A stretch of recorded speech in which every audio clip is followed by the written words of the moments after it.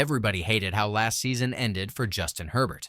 The injuries, the regression, the feeling that the Chargers were wasting an elite quarterback in his prime. But now, everything is different, because this might be the most firepower Justin Herbert has ever had, and it's setting up what could be the best year of his entire career. What's up, Chargers fans? Welcome to the NFL Playbook Chargers. If you're new here, don't forget to hit that subscribe button. This channel is all about breaking down everything you need to know about the Bolts. Today, I'm diving deep into why 2025 could be Justin Herbert's breakout MVP season, what his new offensive arsenal means for the team, whether Greg Roman's scheme finally has the right pieces, and yeah, we've got to talk about the Quentin Johnston situation. If you've followed the Chargers over the last few seasons, you know Herbert's always had the talent, but for the longest time, the supporting cast, the real infrastructure, just hasn't been there. Well, that's changed because, on paper, this might be the most complete offense Herbert's had since entered the league. We're talking about the backfield. He's got two new weapons in Najee Harris and Omarion Hampton. These aren't gadget backs. They're physical, downhill runners who can punish defenses. That gives the Chargers something they've been missing: a consistent, reliable ground game. Now let's talk tight ends. They've got three legit contributors, each with different skill sets. Tyler Conklin brings route running and chain-moving ability. Will Dissly is one of the best blocking tight ends in football. And Oronde Gadsden II, even though he's a rookie, is a dangerous red zone threat with great hands and body control. Then there's the receiver group, and it's deeper than it's ever been. You've got Ladd McConkey, who's looking more and more like a WR1. Mike Williams is back and still a jump ball nightmare. Trey Harris has the tools to be a complete receiver.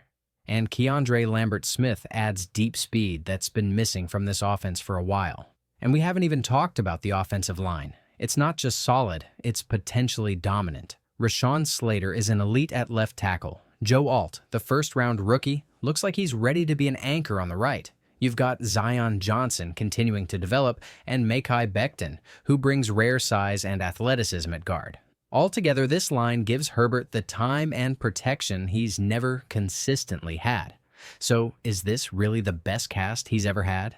In 2021, Herbert had the monster season: 5,000 passing yards, 38 touchdowns. That team had prime Keenan Allen, Mike Williams playing the best football of his life, and Austin Ekeler doing everything out of the backfield. But the difference now is depth and speed. That 2021 team was top-heavy. This team, it's got layers. McConkey is already making waves. Trey Harris looks NFL ready. KLS stretches the field. There's so much versatility in how these receivers can be used. And even with Johnston, if he's used the right way, there's still real upside there. We'll come back to him later. So, the bottom line is that this offense finally has balance, variety, and explosiveness. And it's built to support a quarterback who can make every throw on the field. Now, let's look at the guy pulling the strings, Greg Roman. People have been asking, is this finally the year where Roman has everything he needs to run his offense the way he wants? I think it is. Greg Roman's best offenses, like that peak Ravens run, were built around a few key ideas. First, a dominant offensive line. Second, tight ends who could block and catch. And third, a nasty run game that forces defenses to commit to the box, opening up play-action shots downfield. The Chargers are checking all those boxes now. If it doesn't work this year, if the offense sputters, it's going to fall on Roman. He has the tools now. The setup is there. We need results, consistency, red zone efficiency. No more stretches where the offense just disappears. This is a prove-it year for the whole staff. Let's circle back to the wide receiver, specifically Quentin Johnston. Here's the question: will he finish the season as the WR3 or lower? Honestly, I think he will. Look, I've been a Quentin Johnston supporter, but when you look at what he showed last year, the drops, the inability to separate against man coverage, the struggles in big games, it's clear he's not a complete receiver yet. Meanwhile, the competition in that room is legit. Mike Williams is back. Trey Harris is impressing with his ability to beat man coverage. KLS can stretch the field. And McConkey is locked in as WR1. Right now, Johnston has a very specific skill set. He's great after the catch. He's physical with the ball in his hands. But he's not a contested catch guy. He doesn't win downfield consistently. And in this offense, with the pressure to perform, that might push him down the depth chart. And here's the thing: that's okay. because Johnston might actually be best suited as a wide receiver 3 or even wide receiver 4. That's not a knock. It's about using him the right way. Put him in motion. Get him quick screens. Use his YAC ability in creative ways. That's where he shines. He doesn't need to be the guy making big sideline catches. That's not his game. And the sooner the Chargers stop forcing that role on him, the better off they'll be. Now, there's also been talk about whether he'll be the most improved player this year, and I'm selling that too. Not because he won't get better. He probably will. But with all the mouths to feed, and with his role likely reduced, I don't know if we'll see the kind of volume that makes that improvement obvious. And now, if I talk about another young player, fans are hyped about. Oronde Gadsden II. Can he lead the team in touchdowns? I love the potential. This guy had 14 touchdowns in his last 28 college games. He's got real red zone ability, big frame, strong hands, knows how to adjust to the ball. But leading the team in touchdowns? I don't see it, at least not yet, because this offense is going to lean on the run when they're in close.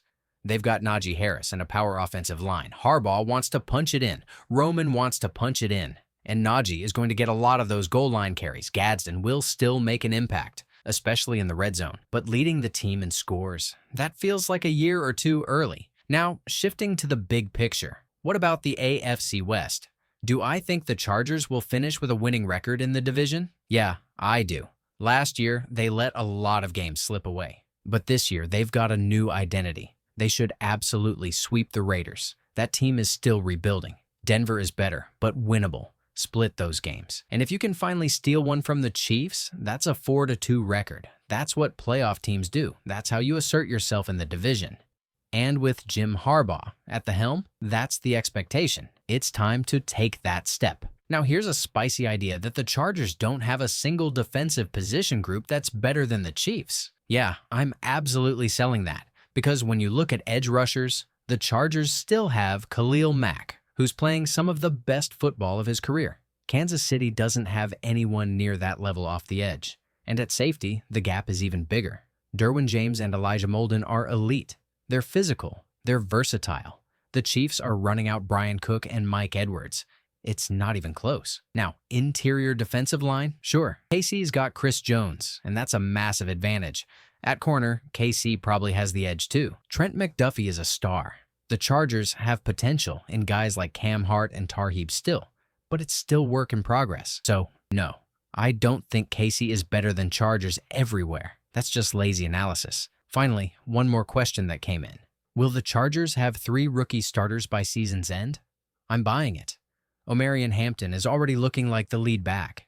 Trey Harris has too much polish to keep off the field. And Jamari Caldwell, with his size and power, could very realistically start on the interior D-line. There just aren't many other bodies like him on the roster. Some of the other rookies, like Oronde Gadsden, Branson Taylor, RJ Mickens, they'll contribute, but probably not start. Caldwell's path is clearer because of how unique his build is. And if he flashes, he'll force his way into that starting group. So, this is the best positioned Chargers team we've seen in a long time. Herbert is healthy. The offense is loaded. Greg Roman has the tools. The WR room is dangerous. And the run game finally has bite. But now, it has to be translated. The excuses are gone. But now, I want to hear from you. Do you think Justin Herbert is primed for his best season yet? And can this team finally beat the Chiefs when it matters? Drop your takes in the comments. And if you're riding with us through the offseason, hit that like button, subscribe, and turn on notifications. I'm dropping real football talk all year long.